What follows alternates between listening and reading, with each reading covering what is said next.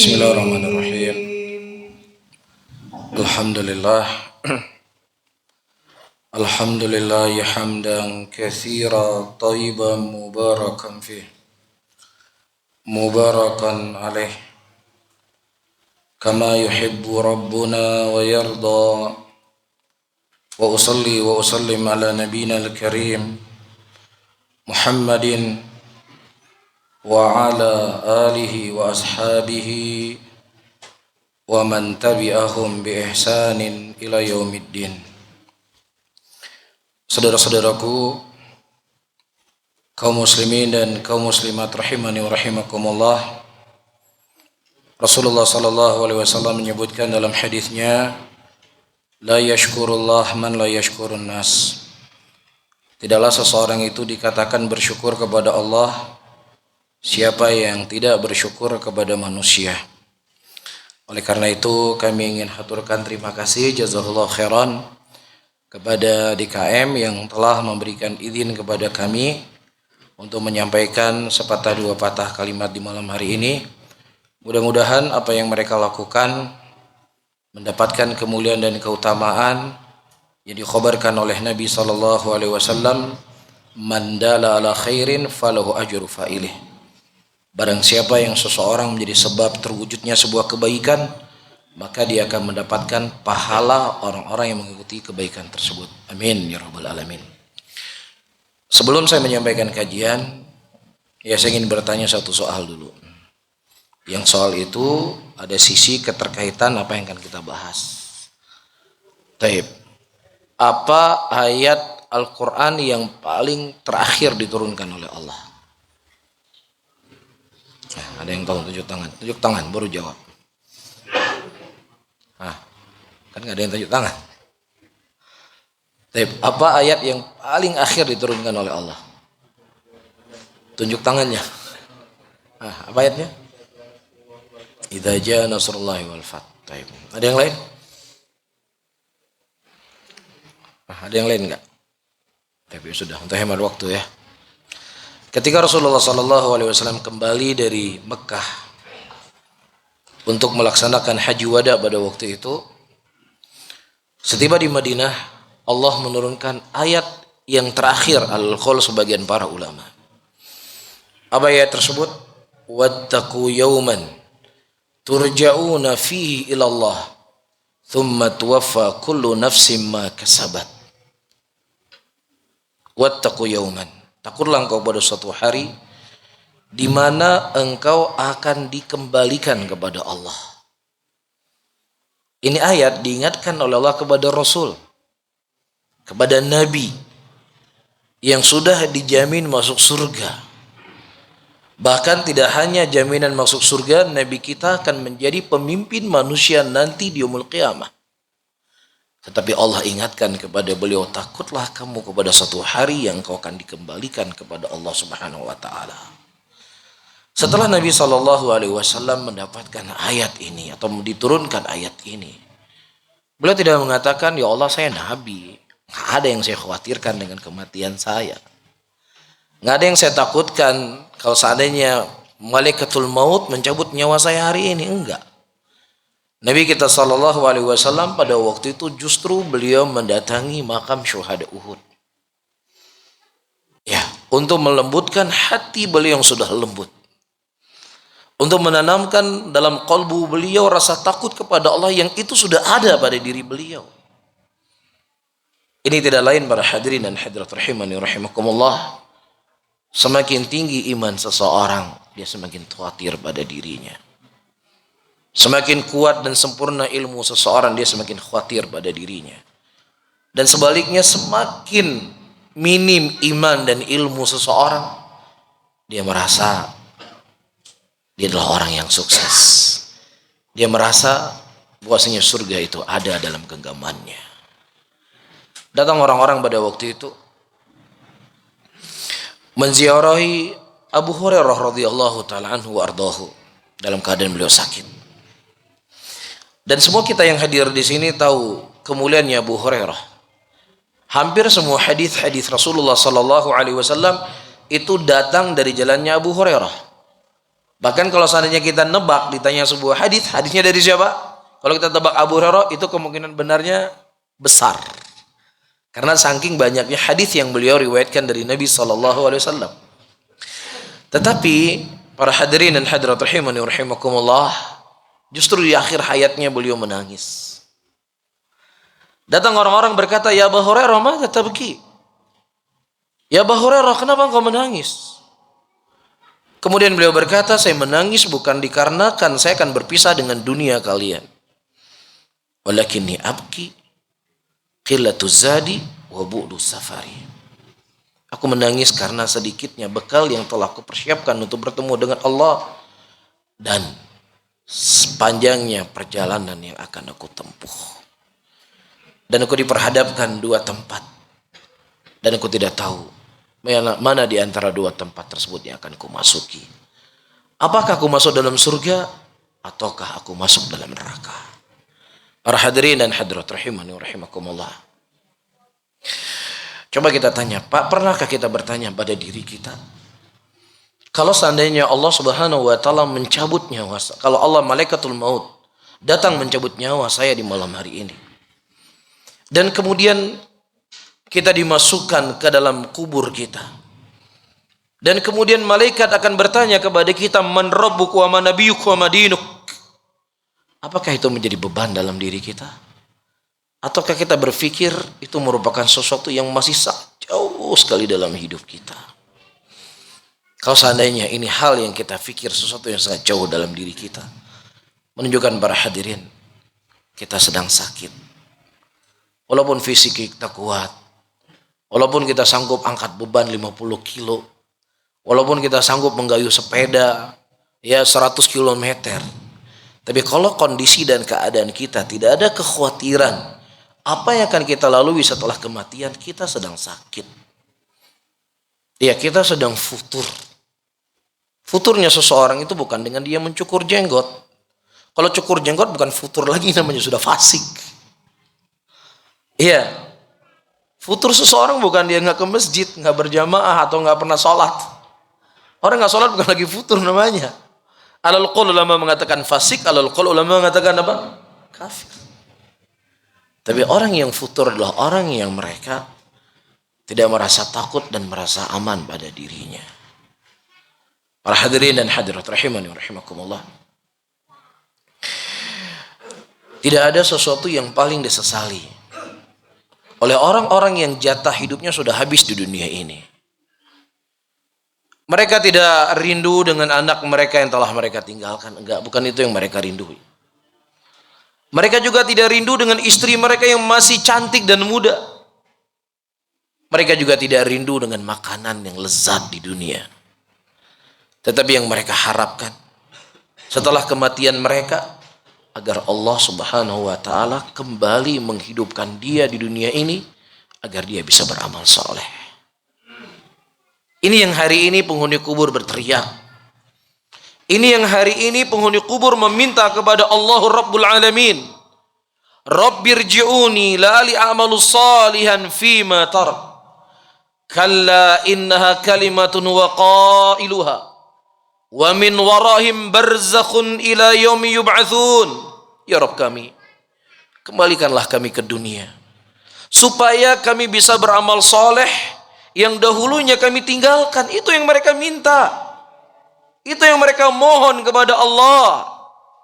Mereka tidak memohon, aku rindu dengan istriku, aku rindu dengan ibuku, aku rindu dengan ayahku, aku rindu dengan rumahku. Bukan itu yang mereka minta. Yang mereka minta yaitu sesuatu yang dulunya mereka sia-siakan. Yang mereka berharap sesuatu yang tadinya mereka menganggap penting. Hidupkan saya sesaat saja ya Allah, sesaat saja, agar aku bisa bertobat, agar aku bisa berbakti kepada kedua orang tuaku, agar aku bisa memohon ampun kepadamu. Itu yang mereka harapkan. Tetapi Allah Subhanahu wa taala membalas teriakan mereka, membalas permintaan mereka. Kalla, sekali-kali kamu tidak akan dikembalikan. Itu cuma sekedar omongan kamu saja. Dalam ayat yang lain Allah mengatakan, "Lau ruddu la'adu limanuhu anhu wa innahum lakadzibun." Kalau seandainya orang-orang yang telah mati hari ini, yang dia memohon meminta kepada Allah Subhanahu wa taala agar dihidupkan kembali ke dunia untuk dia beramal soleh, maka kata Allah Subhanahu wa taala, dia tetap akan melakukan apa yang dulunya dia lakukan. Kalau dulunya dia berzina, dia tetap akan berzina. Kalau dulunya dia mencuri, dia tetap akan mencuri. Kalau dulunya dia durhaka dengan orang tuanya, tetap dia akan durhaka dengan kedua orang tuanya. Kalau dulunya dia meninggalkan sholat, tetap dia akan meninggalkan sholat. Ya, tidak ada jaminan seseorang yang mati. Tidak ada jaminan orang yang telah dihimpit dalam kubur, yang telah merasakan bagaimana azab dalam kubur, dikembalikan oleh Allah Subhanahu wa taala, dia akan menjadi orang-orang yang taat, para hadirin dan hadirat yang dimuliakan oleh Allah. Kalau seandainya itu tidak bisa membuat orang itu bertobat, apalagi mikir nantilah. Kalau seandainya umur saya sudah 40 tahun, saya mau bertobat. Nantilah kalau seandainya saya sudah menikah, saya akan bertobat. Nantilah kalau seandainya saya sudah pensiun, saya mau bertobat. Pensiun, umur 40 tahun, menikah pertama, itu sesuatu yang belum pasti kita dapatkan. Yang kedua, kalau seandainya itu kita dapatkan, belum tentu kita bisa bertobat. Karena Allah menyebutkan ayat tadi, dia sudah mati. Dia diazab dalam kuburnya. Yang kalau teriakan orang yang diazab oleh orang hidup di dunia ini, niscaya mereka akan mati. Karena ngerinya teriakan mereka. Tapi kalau dihidupkan kembali, mereka tidak akan pernah bertobat kepada Allah Subhanahu wa taala. Oleh karena itu, para hadirin dan hadirat rahimani rahimakumullah. Ya, para ulama mereka menyebutkan kekhususan waktu itu ada 3 perkara. Jadi kita bahaskan. Apa yang mereka minta? Mereka minta waktu. Itu kan mereka minta kan? Hadis Nabi SAW yang cukup populer dan antum juga sudah cukup sering menghafal. Ni'matan maghbunu fihima katsirun minan nas. Ada 2 nikmat yang kebanyakan manusia itu tertipu dengan 2 nikmat tersebut. Yang pertama apa? Nikmat sehat. Yang kedua, nikmat waktu lapang. Nah, hadis ini di masa pandemi itu cukup membuat kita ya memahami secara mendalam hadis ini. Dalam bab apa? Dalam bab kesehatan. Bagaimana negara harus menutup diri untuk menjaga kesehatan. Iya, bahkan perusahaan-perusahaan raksasa, perusahaan penerbangan tutup jual gorengan coba. Untuk apa? Untuk menjaga kesehatan. Ini merupakan sebuah nikmat yang sangat besar yang manusia lupa. Kalau antum misalnya punya uang, aset 10 miliar, punya aset 10 miliar ya, rumah, toko, tanah dan semisalnya, punya emas, dokter memvonis antum punya satu penyakit, ya, yang kemudian biaya pengobatannya itu butuh 10 miliar. Antum jual nggak? Jual nggak rumah semuanya? Antum jual. Ini menunjukkan bahwasanya kesehatan itu sangat berharga. Cuma waktu, ya, waktu itu kita belum cukup memahami. Kalau itu adalah sesuatu yang sangat berharga. Khayalkan bersama saya sesaat, para hadirin dan hadirat rahimani wa rahimakumullah. Khayalkan bersama saya sesaat. Ketika Allah menimbang amalan kita kelak di yaumul qiyamah. Faman thaqulat mawazinuhu fahuwa fi 'ishatin radiyah wa amma man khaffat mawazinuhu fa ummuhu hawiyah. Barang siapa yang timbangan amalan kebaikan seseorang itu lebih banyak, dia akan masuk dalam surga. Tapi kalau seandainya timbangan amalan kejelekannya justru yang lebih banyak, dia masuk dalam neraka. Kan begitu kan? Ketika kita ditimbang amalan kita tadi, ternyata ada 1 poin yang amalan kejelekan kita lebih banyak. Lebih berat sedikit saja. Iya, berarti di mana tempatnya? Dengan nas ayat kita baca tadi, dalam neraka. Kalau seandainya ada 3 kalimat yang kita lafadzkan, astaghfirullah, astaghfirullah, maka akan berkurang dosa kita tadi sehingga naiklah amalan soleh kita. Atau kalau sempat tercatat dalam amalan kebaikan kita ucapan subhanallah, walhamdulillah, wala ilaha illallah, Allahu akbar, lebih banyak dan kita akan selamat dari neraka dan masuk dalam surga. Itu membutuhkan berapa menit? Berapa menit yang kita butuhkan? Membutuhkan waktu nggak mungkin nggak sampai 1 menit, mungkin setengah menit, 30 detik. 30 detik. Kalau kita punya uang 1 triliun rupiah, anggaplah 1 triliun dolar, mau nggak kita beli setengah menit 1 triliun dolar tadi di hadapan Allah, supaya kita bisa hidup ke dunia dan kita bisa mengucapkan subhanallah walhamdulillah wala ilaha illallah Allahu akbar, supaya kita bisa masuk surga. Mau nggak kita siap berikan 1 triliun? Mau nggak? Menunjukkan apa? Waktu itu sesuatu yang sangat berharga. Tapi hari ini waktu itu adalah sesuatu yang kita sia-siakan. Ya, waktu itu sesuatu yang nggak penting buat kita. Saking waktu itu nggak kepakai, ya saya lagi boring ini, lagi bosan. Kemana ya kita pergi? Ya nunggu waktu maghrib, nunggu waktu isya, atau nunggu waktu subuh, bosan. Jadi subhanallah, ada seorang mukmin nggak tahu dia mau diapakan waktunya. Ya, waktu itu berjalan begitu saja, melewati begitu saja tanpa bermanfaat. Tetapi sadar ataukah kita tidak sadar, akan tiba suatu saat waktu itu lebih berharga daripada dunia dan seisinya. Rasulullah sallallahu alaihi wasallam, berhadirin dan hadirat rahimani wa rahimakumullah, ketika beliau dijamu oleh Abu Ayyub Al-Ansari radhiyallahu taala anhu, beliau diberikan beberapa butir kurma, yang kemudian beliau makan kurma yang dihidangkan oleh Abu Ayyub Al-Ansari radhiyallahu taala anhu. Setelah beliau mencicipi beberapa butir kurma tersebut, terlihat berlinang air mata Nabi sallallahu alaihi wasallam. Kemudian beliau berkata, wallahi la yas'alannakum yaumal qiyamah, demi Allah, sesungguhnya nikmat yang kalian nikmati hari ini akan ditanya oleh Allah Subhanahu wa taala. Nabi makan kurma itu untuk beliau ruku dan sujud kepada Allah. Nabi makan kurma untuk beribadah kepada Allah. Beliau tidak nyuri, beliau tidak nyolong. Beliau makan perkara yang halal. Ya, jadi perkara yang halal saja itu akan diminta pertanggungjawaban di hadapan Allah kelak di yaumul qiyamah. Apalagi perkara yang haram. Begitu juga waktu.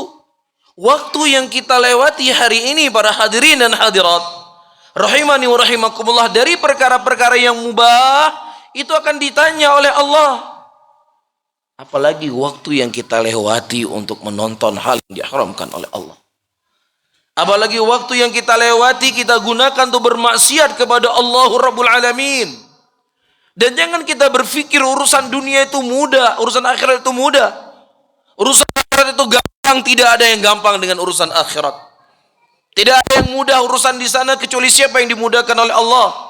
Allah menyebutkan tentang kondisi yaumul qiyamah. Yauma yafirru mar'u min akhi wa ummihi wa abi wa sahibatihi wa bani likulli imri'in minhum yauma idzin sya'nu yughni.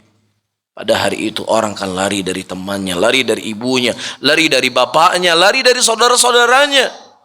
Karena pada waktu itu manusia sibuk untuk mengurusi diri mereka sendiri. Di tengah kegalauan manusia, di tengah ketidakpastian, apakah mereka akan masuk surga ataukah mereka akan masuk dalam neraka, mereka mendatangi para nabi satu persatu dari kalangan ulul azmi minar rasul. Dan juga mereka mendatangi Nabi Adam, ya Adam anta abul bashar, wahai Adam engkau bapaknya manusia, Allah memerintahkan malaikat itu sujud kepadamu, dan Allah ciptakan engkau dengan kedua tangannya. Mohonlah kepada Allah agar Allah mensegerakan persidangan. Apa yang terjadi para hadirin dan hadirat, atau apa yang diucapkan oleh Adam alaihissalam?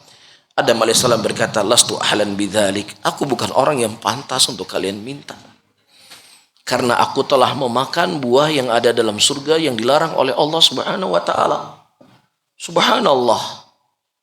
Ya, kata Imam Nawawi rahimahullah, buah yang dimakan oleh Nabi Adam dalam surga itu beliau lupa kalau Allah melarang beliau memakan buah tadi. Lupa beliau.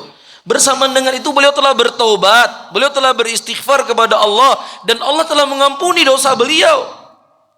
Tapi bersamaan dengan itu beliau berkata, aku tidak berani mengandalkan wajah Allah karena dosa yang telah kulakukan dahulunya. Kalau seandainya seorang Nabi Adam tidak mampu mengangkat wajahnya, bagaimana lagi dengan saya, para hadirin yang dimuliakan oleh Allah? Bagaimana lagi dengan kita hari ini yang dosa ghibah hari membasahi lisan kita? Iya, yang mungkin di antara kita ada yang masih makan riba. Mungkin di antara kita ada yang masih melakukan hal-hal yang diharamkan oleh Allah kita pada waktu itu. Itu harus kita fikirkan. Itu harus selalu menjadi sesuatu yang akan ada di hadapan mata kita. Kalau kita memang ingin menjadi orang yang sukses setelah kehidupan dunia kita ini. Begitu juga ternyata bukan hanya Nabi Adam yang mengatakan lastu ahlan bidzalik, tetapi mereka mendatangi Nabi Musa, mendatangi Nabi Ibrahim, mendatangi Nabi Isa, mendatangi Nabi Nuh, dan semua nabi tersebut menjawab dengan jawaban yang sama.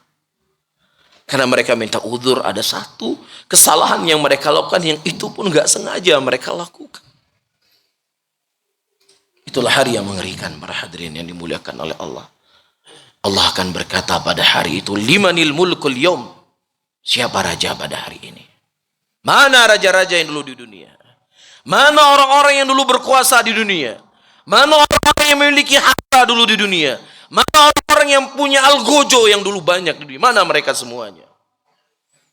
Kata Rasulullah sallallahu alaihi wasallam, Allah murka pada hari itu yang belum pernah murka sebelumnya dan setelahnya. Dan kita termasuk orang yang akan hadir pada hari itu, para hadirin yang hadirat yang dimuliakan oleh Allah. Maka ya kita harus selalu mengevaluasi diri kita. Kita harus selalu mengukur waktu yang kita lewati dalam kehidupan kita. Makanya disebutkan oleh para ulama, seperti yang telah saya singgung tadi, waktu itu memiliki beberapa kekhususan. Yang pertama, dari kekhususan waktu, annal waqta qasirun. Waktu itu adalah sesuatu yang sangat pendek. Kita cuma punya 3 hari. Kemarin, hari ini, sama besok. 3 hari toh yang kita punya.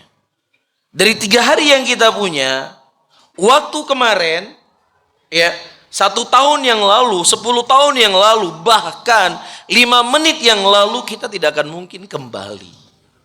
Itu sudah berlalu. Hanya di film kartun saja ada masa lalu bisa kembali. Itu di film, dalam nyata nggak ada.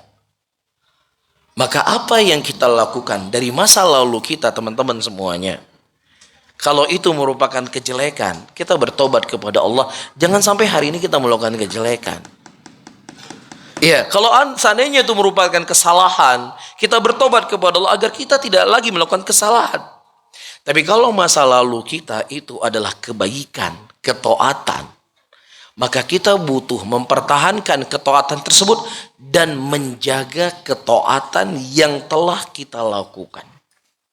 Baik, karena sesuatu yang kita lakukan, pengorbanan yang besar yang telah kita berkorban bisa saja terhapus. Karena kita tidak sabar di dalam menjaga ketaatan tadi. Apa maksudnya?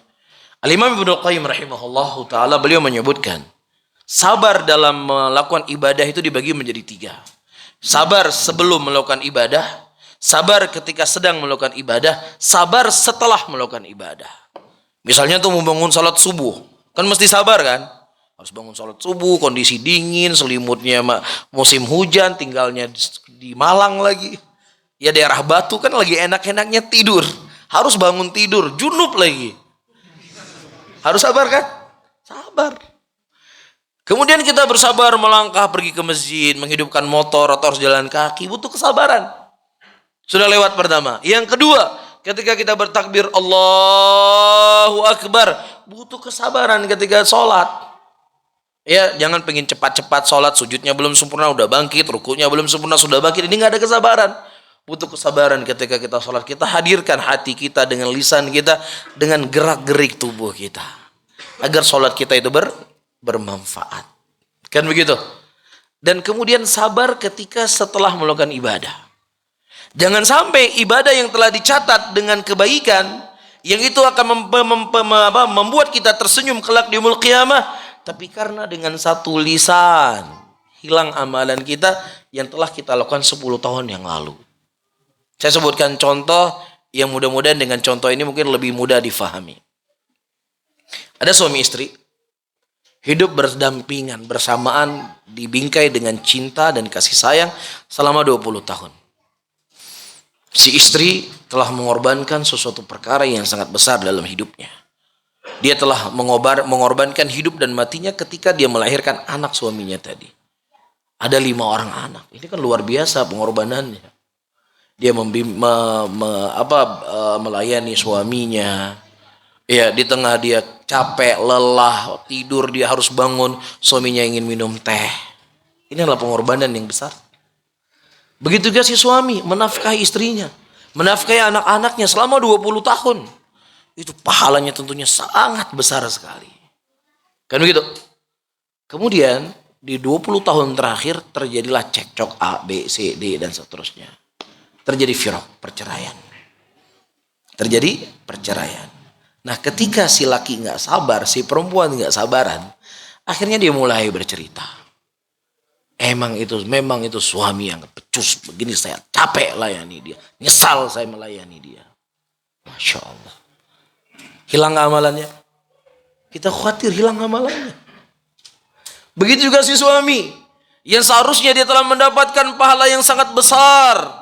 Mendidik perempuan tadi, menafkahi di perempuan tadi, hidup dan mati dia bawa pulang uang.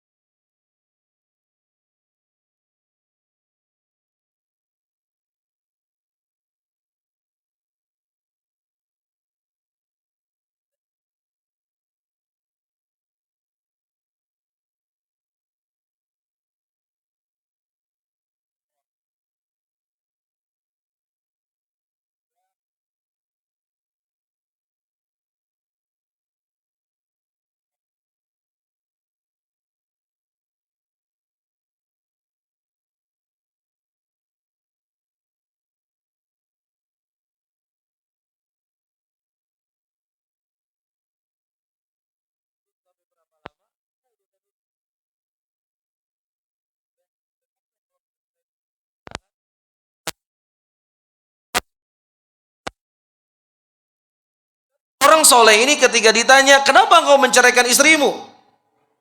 Karena ketika kita mengucapkan satu kalimat, nanti syarahnya terlalu banyak. Kan gitu kan? Ada berita ini, satu baris beritanya. Syarahnya itu bisa 2 lembar.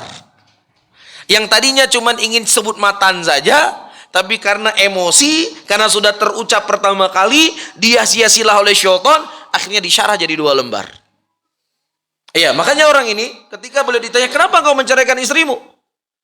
Dia berkata, apa urusan saya dengan dengan perempuan, dengan istri orang lain? Apa urusan saya? Kan perempuan ini setelah ditolak, diceraikan, selesai masa iddah, dia kan kawin dengan laki-laki lain. Kata beliau, apa urusan saya dengan istri orang lain? Gak ada urusan sama saya. Ini menunjukkan kecerdasan. Karena memang yang namanya ibadah itu harus dijaga. Bisa difahami ya? Berarti apa yang telah lalu dari kita, dari kejelekan, kita harus bertobat. Apa yang kita lakukan dari kebaikan masa lalu kita pertahankan kebaikan tersebut. Bisa difahami? Terkhusus para pencetus dakwah. Ini juga masalah besar. Orang-orang yang mereka membangun dakwah dari nol. Ya, membangun dakwah yang diikuti, yang didengar 1-2 orang. Kemudian Masya Allah jamaah semakin banyak, bangunan semakin besar, dan seterusnya. Ketika ada satu masalah terjadi A, B, C, D, dan seterusnya, mulai dia mengungkapkan kebaikan-kebaikan dirinya. Ya enggak? Sesuatu yang Masya Allah. Kalau seandainya itu ya masih utuh, dia akan bahagia kelak di yaumul qiyamah. Banyaknya fadilah yang didapatkan. Tapi ada 1-2 kalimat yang terucapkan yang menunjukkan bahwasannya ini karena jasa saya, ini karena usaha saya, ini karena saya. Kalau enggak ada saya, maka enggak begini. Habis. Dengan beberapa kalimat saja. Jadi hati-hati. Butuh kesabaran untuk kita menjaga ketaatan yang kita lakukan. Kemudian yang kedua, para hadirin hadirat, waktu yang kedua adalah besok, bulan depan, tahun depan. itu bukan milik saya dan bukan milik para hadirin dan hadirat yang hadir semua di sini. Adzan dulu ya. Adzan dulu Bang Yudi. Adzan dulu. Baik, kita adzan dulu. Barakallahu fiik.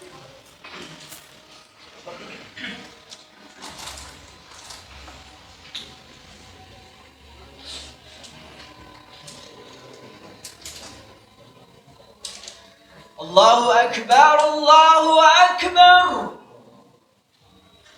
Allahu Akbar, Allahu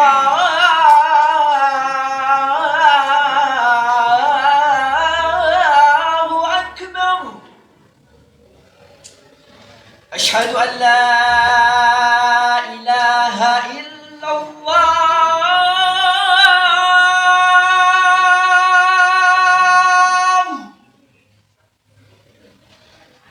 أشهد أن لا إله إلا الله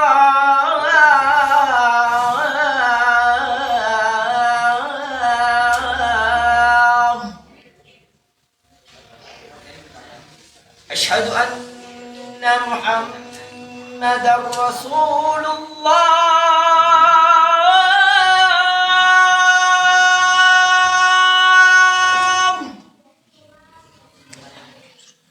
أشهد أن محمدا رسول الله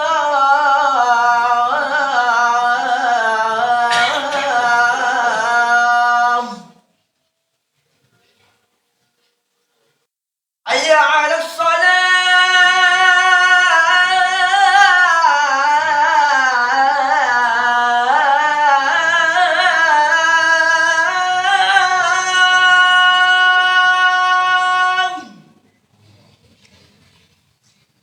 حي على الصلاة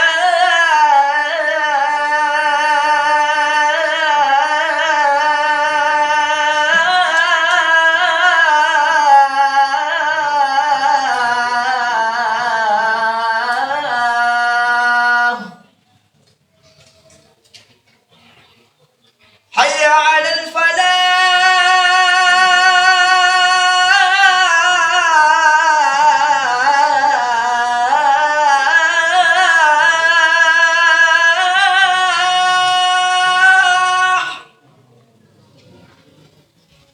حي على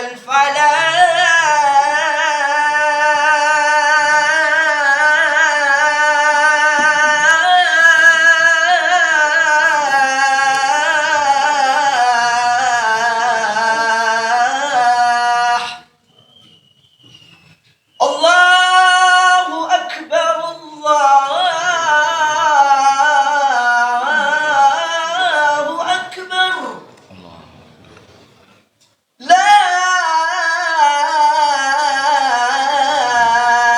إله إلا الله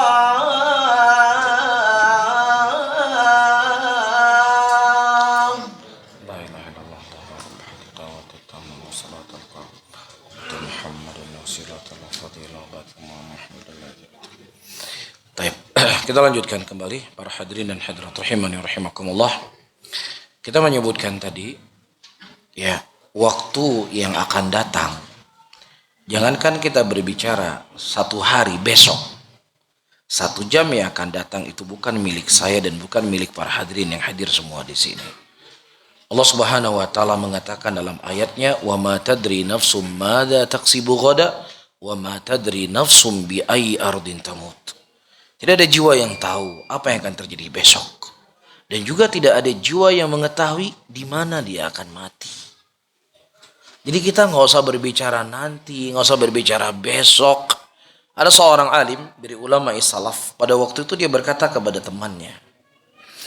Dia berkata, tolong engkau menyolati sholat duhur, jadi imam. Dia berkata, kalau seandainya saya mengimami sholat duhur, maka saya tidak akan mengimami sholat asar. Jadi pilih yang mana?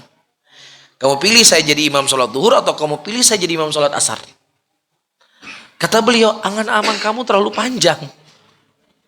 Angan-angan kamu terlalu panjang. Kamu pikir nanti waktu asar sampai waktu asar kamu masih hidup? Belum tentu kamu hidup masih asar. Asar itu durasinya cuma 2 jam loh. Apalagi kalau seandainya ada di antara kita, kapan kamu mau baca Quran? Nanti insya Allah malam pertama Ramadan. Ya, kapan kamu akan mulai puasa? Ya sudah di awal Ramadan saya akan puasa. Iya, bagaimana kalau seandainya jawaban kita itu didengar oleh para ulama tersebut? Apa yang akan dikatakan oleh beliau? Hah? Apa yang akan dikatakan oleh beliau? Ya mungkin kita akan dikatakan kamu memang gak takut mati. Kamu memang gak ada keinginan sama sekali untuk mendapatkan akhirat. Bisa difahami ya? Jadi waktu yang kita punya adalah detik ini. Waktu yang kita punya jam 7:06. Itu waktu yang kita punya. Ya, jadi jangan bicara besok dan lain sebagainya. Tapi saya ingin tanya satu soal. Soal ini saya tanya di beberapa tempat kajian. Yang menunjukkan sebenarnya banyak waktu-waktu yang kita bisa manfaatkan untuk kebaikan kita. Tetapi terkadang kita tidak bisa menggunakan secara maksimal. Tapi ini hal-hal yang cukup mendasar. Tapi apa kisah yang paling indah dalam Al-Quran? Kisah yang paling dalam Quran itu kan ada yang namanya ahkam. Ada yang namanya kisah-kisah yang Allah kisahkan. Dari sekian kisah yang Allah kisahkan dalam Al-Quran, Allah menyebutkan ada kisah yang paling indah. Nah, dari soft awal ke belakang. Dari soft awal ke belakang. Dari soft 3 ke belakang. Kisah siapa? Kisah Nabi Yusuf. Yang sebelah kanan. Kisah siapa? Kisah maling kundang. Kisah siapa? Kisah yang paling indah yang Allah ceritakan dalam Al-Quran. Kisah siapa? Hah? Kisah siapa? Kisah Al-Kahfi. Nah, kisah Al-Kahfi adalah kisah yang indah.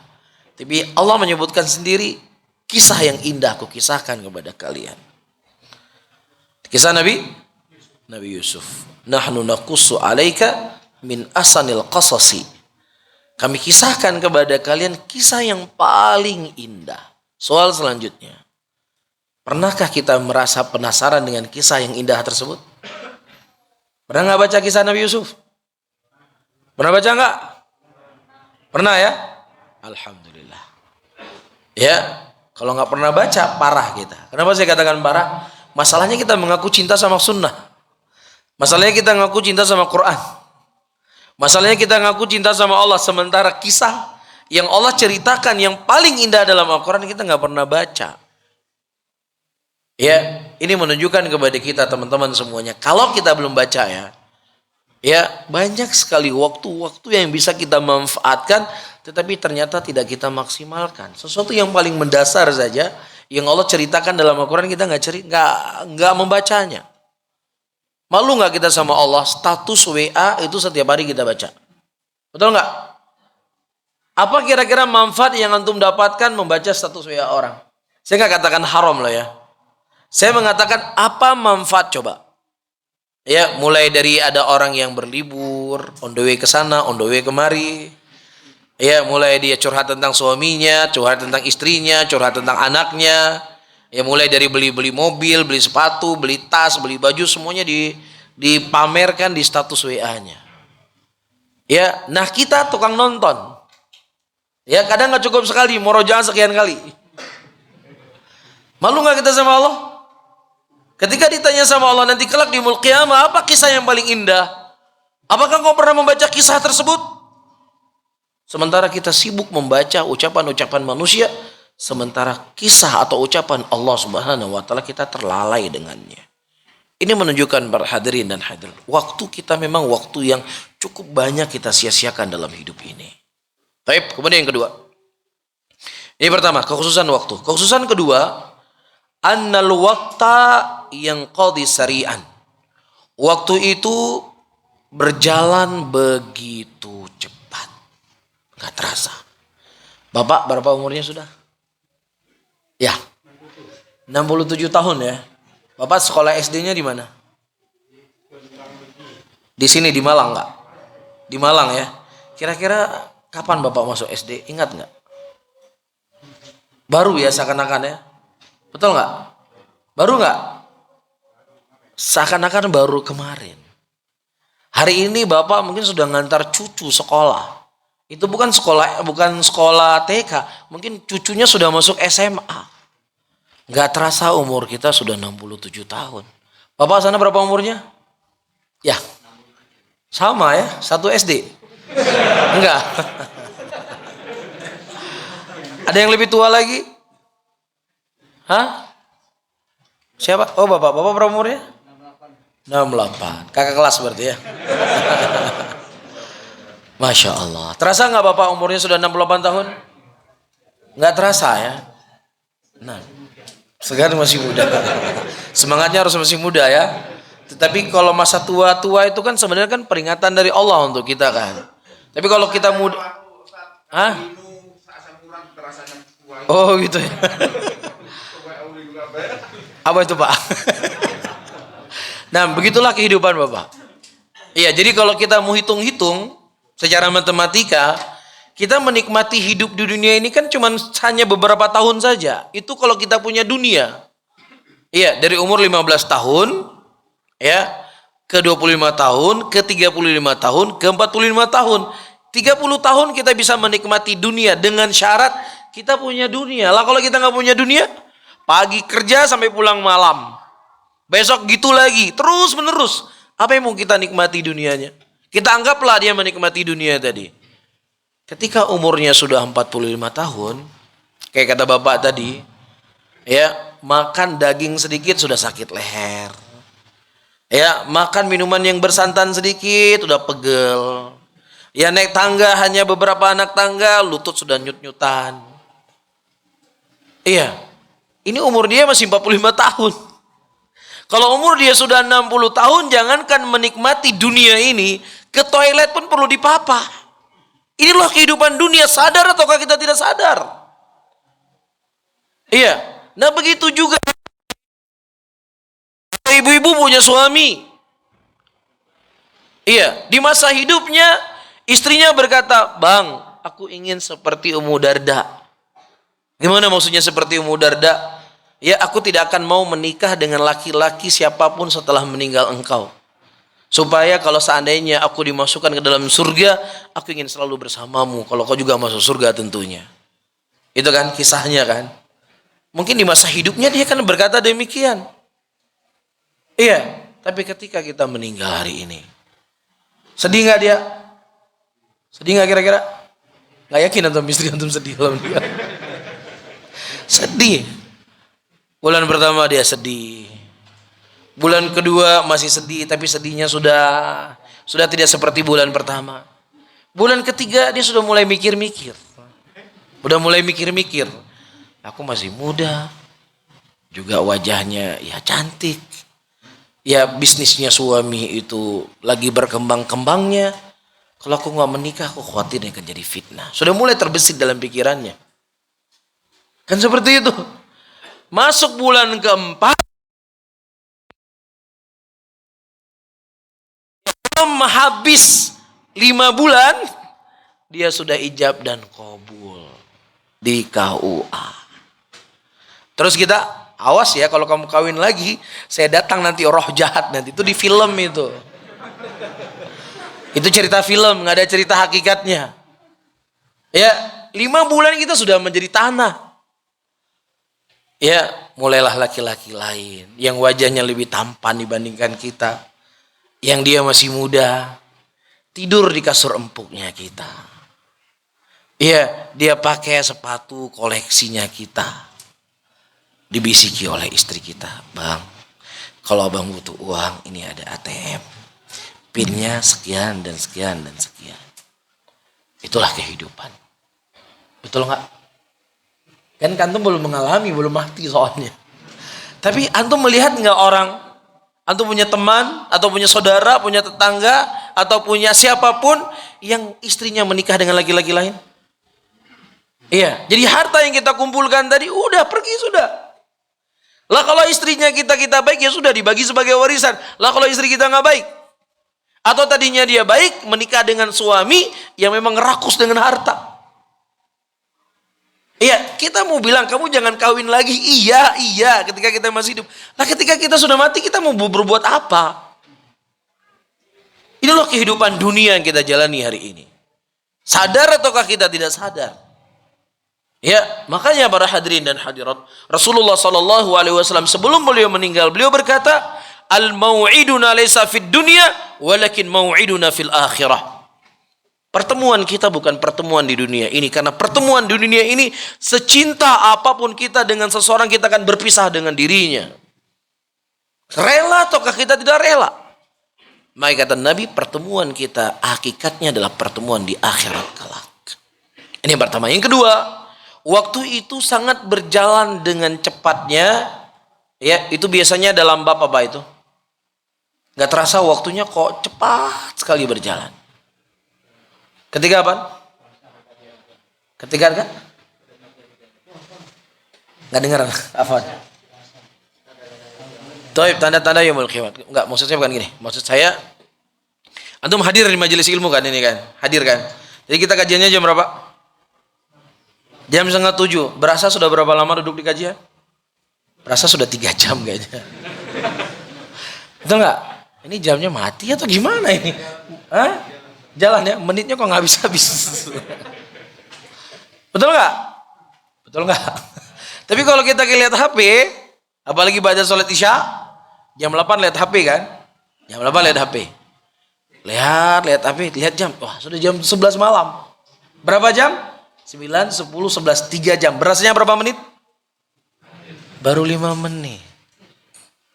Betul nggak? Hah? Betul. Ya kita kajian tuh baru belum sampai 1 jam. Sepertinya seakan-akan 1 menit seperti 10 menit. Ini petanda apa ini? Apa tandanya? Tanda hati kita sedang sakit. Karena kita nggak betah kepada hal yang baik-baik, tapi betah kepada hal yang tidak baik. Berbeda dengan para salaf terdahulu. Para salaf terdahulu, para hadirin dan hadirat yang dimuliakan oleh Allah, ketika mereka melakukan ketaatan kepada Allah, tidak terasa waktu tersebut berjalan begitu cepat. Diceritakan ada 2 orang ulama pada waktu itu, dia keluar dari masjid di musim dingin. Dinginnya bukan seperti dingin di Batu, dinginnya bisa minus derajat Celcius.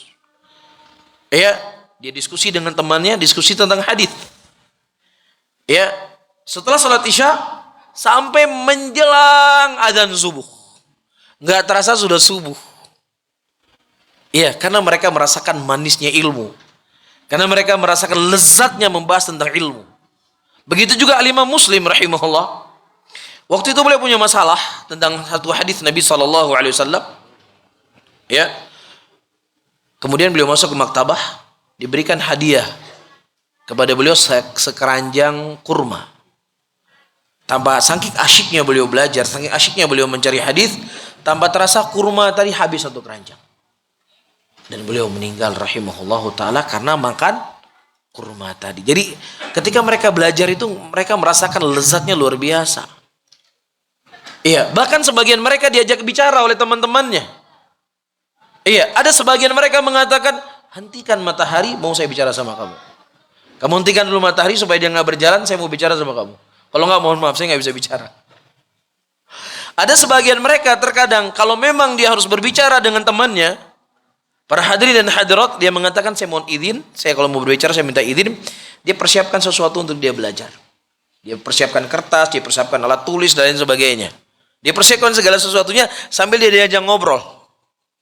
Bahkan ada sebagian para ulama salaf terdahulu ketika mereka ke toilet pun mereka tidak mau melewati waktu begitu saja. Dia minta ada orang di luar toilet membaca hadis untuk dia. Segitunya mereka menjaga waktu. Kenapa? Karena mereka sadar Allah Subhanahu wa taala akan bertanya dari waktu yang mereka lewati nanti. Bisa difahami ya? Kemudian selanjutnya para hadirin dan hadirat, poin yang terakhir. Iya, qismatul waqti fi hayatil muslim. Pembagian waktu ya kehidupan seorang muslim. Kehidupan seorang muslim mereka punya 3 waktu. Waktu yang pertama adalah pokok tujuan inti dia hidup di dunia. Yang keduanya adalah cabang dari pokok tadi. Apa pokok kehidupan seorang mukmin yang dia lewati dari waktu-waktunya? Dia menghambakan dirinya kepada Allah Subhanahu wa taala. Wa ma khalaqtul jinna wal insa illa liya'budun. Tidaklah aku menciptakan jin dan manusia kecuali untuk beribadah kepadaku. Kemudian juga Allah mengatakan, Qul inna salati wa nusuki wa mahyaya wa mamati lillahi rabbil alamin. Katakanlah sesungguhnya salatku, hidupku, matiku, sembelihanku, semuanya adalah untuk siapa? Untuk Allah Rabbul Alamin. Maka ini kita harus memposisikan diri kita. Posisi kita tinggal di muka bumi ini adalah menghambakan diri kita kepada Allah. Adapun tugas kita sebagai seorang ayah, tugas kita sebagai seorang ibu, tugas kita sebagai seorang ASN, tugas kita sebagai seorang polisi, tugas kita sebagai seorang tentara, tugas kita sebagai seorang anak, itu merupakan tugas sampingan, bukan tugas pokok. Tapi yang menjadi tugas pokok kita adalah menghambakan diri kita kepada Allah. Maka siapa yang seseorang mengedepankan tugas pokoknya, menghambakan dirinya kepada Allah Subhanahu wa taala, itu menunjukkan kesempurnaan tauhidnya. Ya, itu menunjukkan dia tahu untuk apa dia diciptakan di dunia ini. Tapi ketika seseorang dia lebih mengutamakan tujuan sampingan hidup dia di dunia ini, maka Allah akan persulitkan persulitkan hidupnya di dunia dan juga akan dipersulitkan hidupnya di akhirat kelak.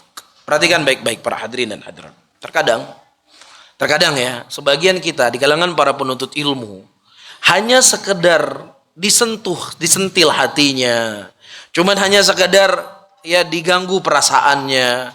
Ya, cuman sekedar kecewa atau sakit hati dan lain sebagainya. Terkadang kita mengorbankan hidayah yang Allah Subhanahu wa taala berikan kepada kita. Ditanya, kenapa kamu nggak ikut kajian lagi? Kenapa kamu tidak hadir di majelis lagi? Ya, saya sakit hati sama dia. Saya kecewa sama dia. Ya, dia membuat saya begini dan begitu. Ini kan sesuatu kekonyolan ya, mohon maaf ya. Jadi apa hubungannya antara kita dikecewakan sama orang dengan kita menjauh dari sunnah? Apa kira-kira hubungannya? Gak ada hubungan sama sekali. Ya, kalau memang tujuan kita hidup di dunia ini adalah menghambakan diri kita kepada Allah. Kenapa saya katakan demikian? Karena Allah mengatakan dalam ayatnya, ahasiban nas ayutraku ayyakulu amanna wa hum la yuftanun. Walaqad fatanna alladhina min qablihim falya'lamannallahu alladhina shadaqu wa li'lamannal kadhibin. Apakah manusia mereka menyangka mereka ditinggalkan begitu saja dalam keadaan mengucapkan keimanan? Tidak. Allah akan menguji mereka, Allah akan mencoba mereka, sehingga dengan ujian tersebut akan dilihat siapa yang jujur dengan keimanannya dan siapa pula yang bohong dengan keimanannya. Bisa difahami? Terkadang ujian itu datang dari orang lain. Terkadang ujian itu datang dari sahabat kita. Terkadang ujian itu datang dari orang yang kita cintai. Ini semua ujian yang Allah berikan. Allah ingin melihat yang maha tahu ini, apakah jujur kita keimanan kita kepada Allah atau tidak. Atau kita lebih memilih mengikuti hawa nafsu dan perasaan kita dibandingkan perintah Allah. Ketika terjadi fitnah, ayyuhal hadirun wal hadirat rahimani wa rahimakumullah, yang dikenal dengan fitnatul ifk. Fitnah di mana Aisyah radhiyallahu taala anha pada waktu itu dituduh berzina. Baik. Oleh orang-orang munafikin pada waktu itu. Qadarullah masyafa'al, ada seorang sahabat yang bernama Mistah ibnu Utsatsah. Mistah ibnu Utsatsah. Mistah ibnu Utsatsah ini kerabatnya Aisyah.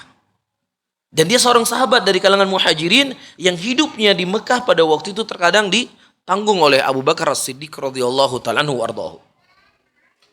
Nah, ketika terjadi fitnah tersebut, Abu Bakar As-Siddiq menghentikan bantuan kepada Mistah ibnu Utsatsah karena dia merasa sakit hati.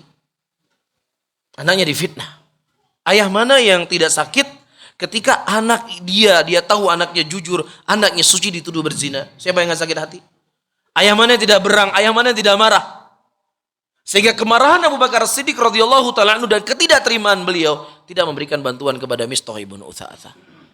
Kemudian turun ayat Al-Quran, Allah menegur Abu Bakar As-Siddiq radhiyallahu taala anhu ardahu. Di detik itu Abu Bakar As-Siddiq mengatakan sam'an wa ta'atan lillah. Aku dengar dan taat apa yang disebutkan, apa yang diinginkan oleh Allah Subhanahu wa taala. Itulah hakikat daripada orang yang bertauhid. Itulah hakikat daripada keimanan seseorang.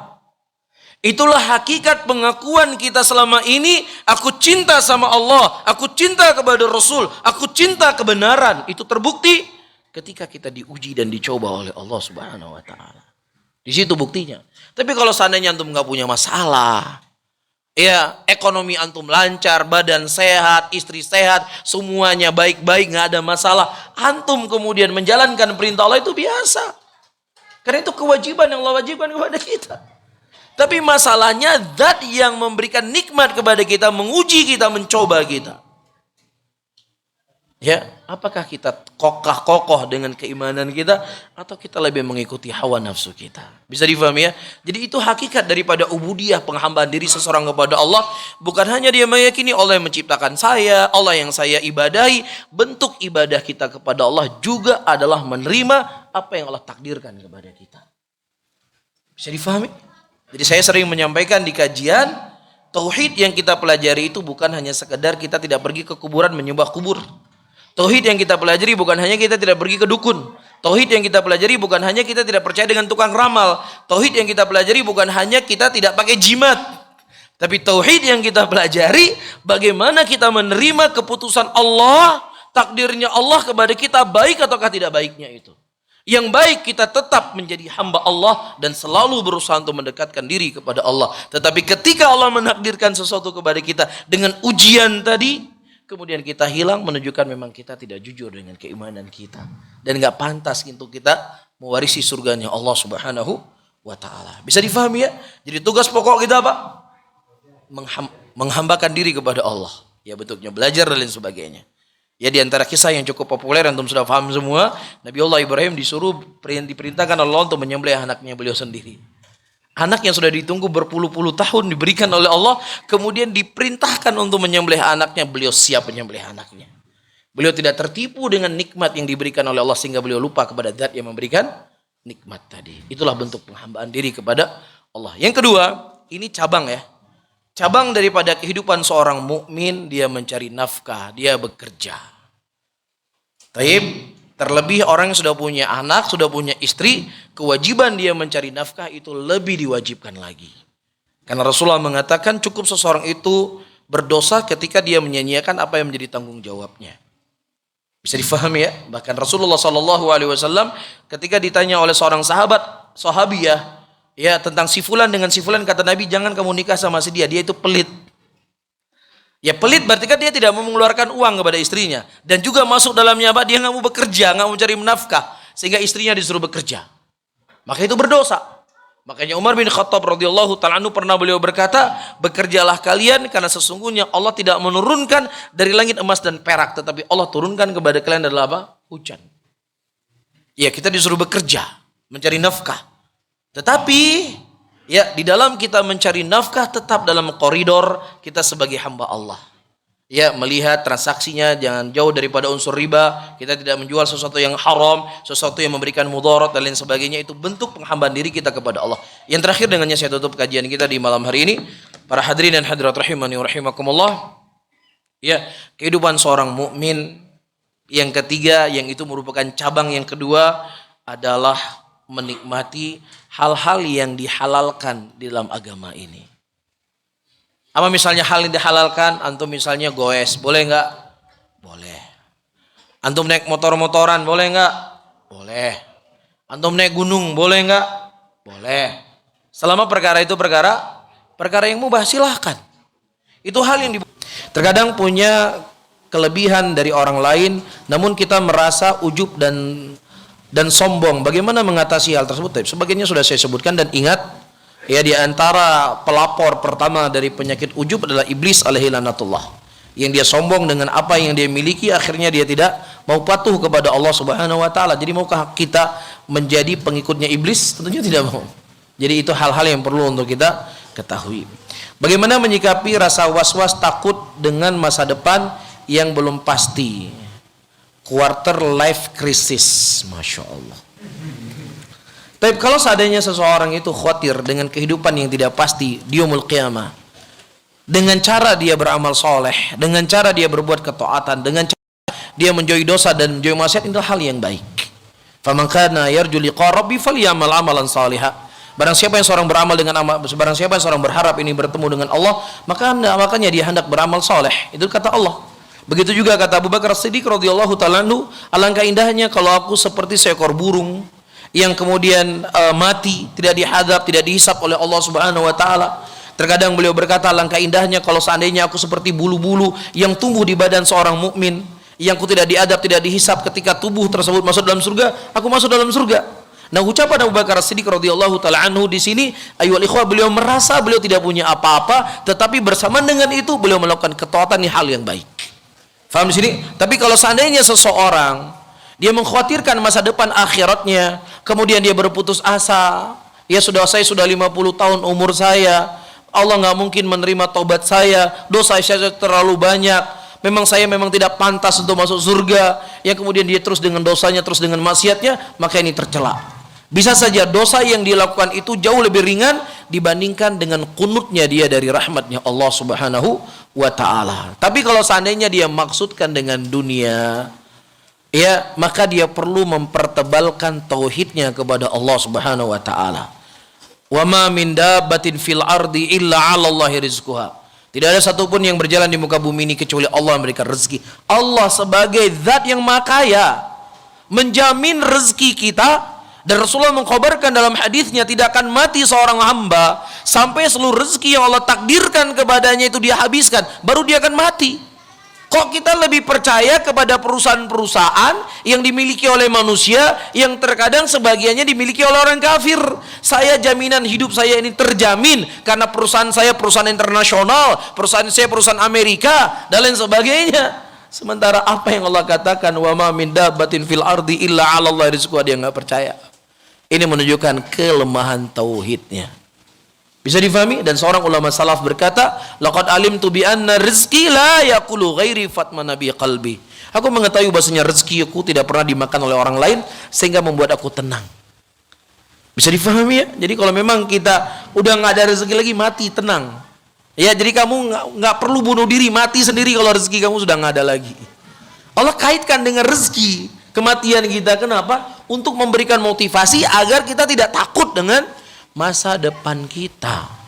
Jelas ya? Baik, wallahu a'lam bishawab. Bagaimana bagaimana mengontrol waktu yang sangat singkat ini? Bagaimana memanfaatkan waktu yang sangat singkat ini? Sedangkan waktu yang kita lalui banyak kita sia-siakan. Sedangkan amal ibadah kita tidak tahu amalannya, kita tidak tahu amalan yang Allah terima. Amalan mana yang Allah terima? Ini saya yang nggak bisa baca atau yang nulisnya nggak pas? Para hadirin dan hadirat rahimani wa rahimakumullah. Akal yang Allah Subhanahu wa taala berikan kepada kita, sebenarnya kita sudah bisa memanage waktu kita. Ya, kita bekerja. Ya, fokus dengan pekerjaan kita. Dari jam 8 ke jam sekian kita punya pekerjaan. Fokus dengan pekerjaan. Selesai dengan pekerjaan, banyak hal-hal yang perlu bisa kita lakukan. Ya, pada asar ada kajian, kita ikut kajian. Pada maghrib ada kajian, kita ikut kajian. Pada isya selesai kajian, kita punya anak kita perlu murojaah. Anak kita perlu ditasmi Al-Quran. Anak kita perlu kita buat PR bersama-sama anak. Banyak sekali pekerjaan yang sebenarnya bisa kita lakukan. Cuman terkadang, ayyuhal ikhwah rahimani wa rahimakumullah, memang kadang kita memang suka mager, malas gerak, memang malas. Iya, kalau sebenarnya itu sesuatu yang nggak perlu untuk diajarkan. Akal kita sudah paham apa yang harus saya lakukan dalam hidup saya. Betul nggak? Ya, kita menyimak hafalan anak aja sudah butuh waktu berapa lama? Buat PR dia butuh waktu berapa lama? Mempersiapkan baju sekolah dia besok butuh waktu berapa lama? Itu saja mungkin udah nggak cukup waktu kita, belum lagi bicara-bicara hal yang lainnya. Bisa difahami ya? Maka di sini banyak berdoa sama Allah Subhanahu wa taala agar Allah memberikan kepada kita waktu yang berkah dalam hidup kita. Taib. Assalamualaikum warahmatullahi wabarakatuh. Semoga Allah Subhanahu wa taala menjaga Ustaz, amin ya rabbal alamin. Saya mau tanya bagaimana batasan untuk mengejar dunia dan agar kita selamat dunia dan akhirat. Kita sudah menyebutkan tadi di kajian kita. Allah Subhanahu wa taala mengatakan, ya ayyuhalladzina amanu la tulhikum amwalukum wala auladukum an dzikrillah wa may yaf'al dzalika faulaika humul khasirun. Hai orang beriman, janganlah harta dan anak-anak kalian itu melalaikan kalian dari mengingat Allah. Jadi apa batasannya? Batasannya jangan sampai harta yang kita punya itu melalaikan dari mengingat Allah. Tapi kalau seandainya harta yang kita cari, bisnis yang kita bangun, proyek yang kita kerjakan, itu justru membantu kita untuk memudahkan urusan akhirat kita, memudahkan kita ya untuk mengumpulkan kebaikan dengan membuka lapangan pekerjaan, memudahkan urusan saudara kita, maka ini hal yang baik. Jadi bukan berarti kamu ini kok terlalu tamak sama dunia. Kenapa? Itu cabangnya sudah ada di Malang, sudah buka lagi di Surabaya, Surabaya buka lagi di Jakarta, Jakarta buka lagi Semarang. Rakus sekali kamu ngomong sama dunia. Kemana kamu bawa dunia tersebut? Ini akan salah para hadirin ketika dunia itu dia tidak peduli halal dan haram, dan dunia itu menghalangi dia berbuat kewajiban. Tapi kalau seandainya dunia yang dia punya justru dia semakin taat kepada Allah Subhanahu wa taala, maka ini tidak dikatakan sebagai pencinta dunia.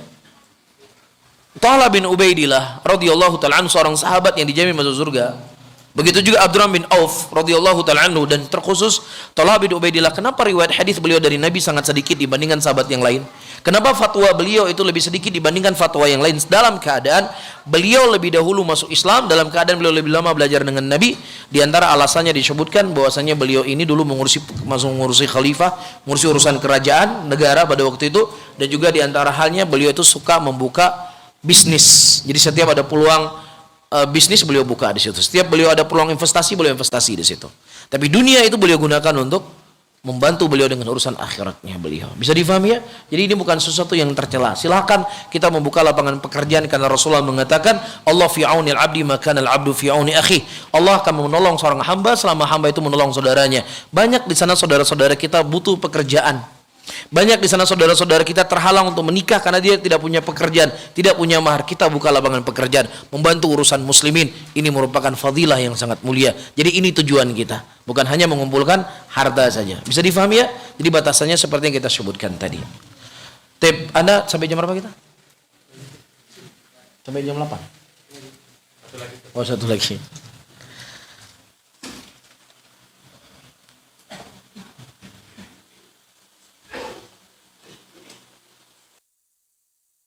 Baik. Assalamualaikum warahmatullahi wabarakatuh. Semoga Allah merahmati atas keluarga, para panitia dan seluruh jamaah. Amin ya rabbal alamin. Bagaimana kiat istiqomah di zaman fitnah ini ya Ustadz? Terutama fitnah media sosial dan fitnah syahwat dan syubhat. Masya Allah. Ini kajian tersendiri ini. Tapi para hadirin dan hadirat rahimani rahimakumullah. Taib, segala kekuatan tidak akan berarti kalau seandainya tidak ada kekuatan yang datang dari Allah Rabbul Alamin. La haula wa la quwwata illa billah. Maka yang pertama harus kita kembali adalah kepada Allah Subhanahu wa taala, meminta perlindungan kepadanya. Ya muqallibal qulub tsabbit qalbi ala dinik. Wa idzat yang membolak-balik hati manusia, kokohkanlah aku di atas agamamu. Ini doa yang harus sering kita panjatkan. Nabi kita sallallahu alaihi wasallam sebagaimana diceritakan oleh Ummu Salamah radhiyallahu taala anha, wa kana aktsar du'ain Nabi sallallahu alaihi wasallam ya muqallibal qulub tsabbit qalbi ala dinik. Wa idzat yang membolak, kata Ummu Salamah, doa yang paling sering dipanjatkan oleh Nabi sallallahu alaihi wasallam, wa idzat yang membolak-balik hati manusia, kokohkanlah aku di atas agamamu. Sering Nabi mengucapkan doa ini. Ya sering sekali. Sampai-sampai saking seringnya Nabi membaca doa ini dan mengajarkan para sahabatnya, mereka berkata, "Ya Rasulullah, hal takhafu alaina wa nahnu nu'minu bika wa bima jita bik?" Ya Rasulullah, apakah engkau takut kepada kami ya Rasulullah, dalam keadaan kami beriman kepada engkau dan beriman dengan apa yang kau datang dengannya? Kata Nabi, "Ya saya takut karena hati manusia di antara jari jemarinya Allah." Kita tanya pada diri kita para hadirin, apakah dalam minggu ini kita pernah membaca doa ini? Ataukah mungkin dalam bulan ini apakah kita pernah baca doa ini? Ataukah jangan-jangan doa ini nggak pernah kita baca seumur hidup kita? Sementara fitnah itu begitu banyak menghampiri kita. Ini menunjukkan kita sudah super lalai. Ini menunjukkan kita sudah super futur. Sampai-sampai kita tidak khawatir pada diri kita yang Nabi khawatir pada diri beliau dalam keadaan beliau termasuk beliau adalah orang yang paling mulia yang ada di muka bumi ini. Bisa difahami ya? Ini harus sering kita baca. Yang kedua, dengannya saya tutup kajian. Ya karena banyak hal sebenarnya di sana jelas oleh para ulama, kemudian tapi saya ringkas saja. Hal yang paling penting. Hal yang paling penting juga seseorang harus tahu di mana titik lemahnya dia. Ya. Seseorang yang cerdas bukan hanya tahu apa yang halal dan apa yang haram. Terlebih di zaman sekarang terkadang kita mau cari halal dan haram tinggal searching videonya ustadz banyak, tinggal dengar. Mudah untuk kita mengetahui jalan tersebut, mudah, walaupun itu bukan jalan seluruhnya untuk menuntut ilmu agama, tapi setidaknya ada kemudahan yang kita dapatkan. Namun orang yang cerdas adalah orang yang tahu di mana titik lemahnya dia.